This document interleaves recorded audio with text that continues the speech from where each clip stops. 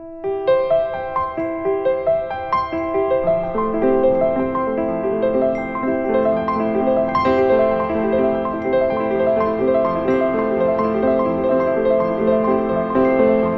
Dr. David Harrison, a pediatrician with Broward Health, Coral Springs Medical Center, an affiliate of the Chris Everett Children's Hospital.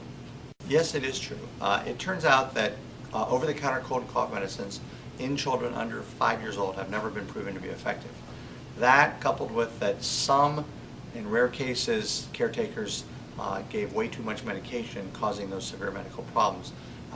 We now no longer recommend over-the-counter cold and cough medicines for children under 5.